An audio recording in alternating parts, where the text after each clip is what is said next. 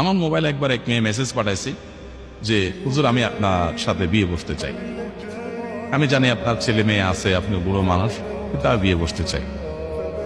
তো আমি তখন মেসেজ দেখি আননোন নাম্বার থেকে আসছে, মেসেজ দেখে আমার ওয়াইফকে বললাম এটা উত্তর দাও তো একটু।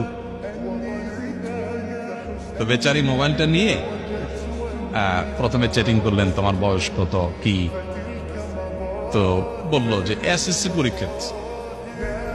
এসএসসি পরীক্ষার্থী এসএসসি পরীক্ষার্থী, ওর বয়স তো অনেক কম, আর এই বেটা তো বুড়া, সে এখন নানা হচ্ছে, তুমি তার সাথে বিয়ে করবে, পাগল হয়েছে তুমি। তখন ও বুঝে ফেলছে যে এদিক থেকে অন্য কেউ। তো আমার ওয়াইফ একদিন ফোন দিচ্ছে, ডাইরেক্ট কল দিলে সে ধরছে, ধরার পরে সে তো ভয় ধরছে যে বোকা দিবে। আমার ওয়াইফ বলে যে দেখো, তোমার একটা সুন্দর ভবিষ্যৎ আছে, ভাইরাল হুজুর দেখে তোমার বিয়ে বসতে হবে, এটা শয়তান তোমার মাথা ঢুকেছে।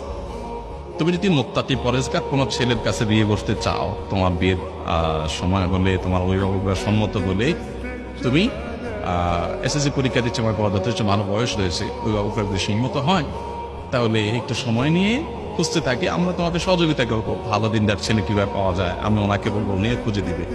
তো সুন্দর করে বুঝাই দিচ্ছে, দেখো এগুলো বয়সের ভ্রম, একটা বয়সে পাগলামও থাকে, এরপর একটা সময় মানুষের চোখ কান খুলে যায়, তখন ভুল বুঝে।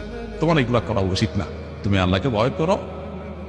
তো তুমি তো অন্যায় কিছু বলো না, তুমি বিয়ে বসতে চাইছো, এটা তো গুনার কিছু না, কিন্তু বিয়ের জন্য এইভাবে না, বাবা মাকে আমার কাছে প্রস্তাবের জন্য পাঠাবা। আর এই বুড়া টুড়া না, তুমি ইয়াং মানুষ, ইয়াং বিয়ে করো।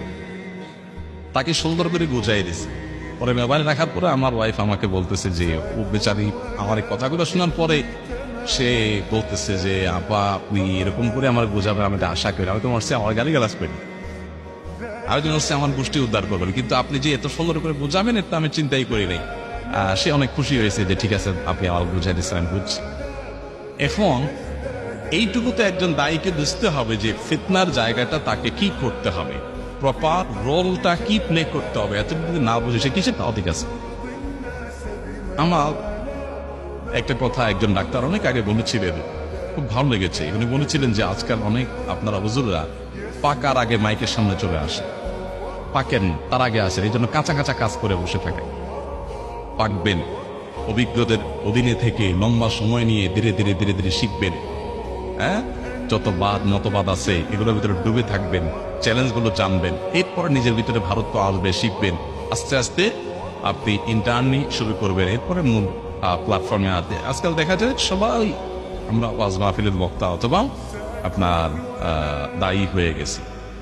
যাই হোক, আমরা কেউই পরিপূর্ণ না, কিন্তু শিখতে হবে এবং শেখার মানসিকতা থাকতে হবে। আল্লাহ আমাদের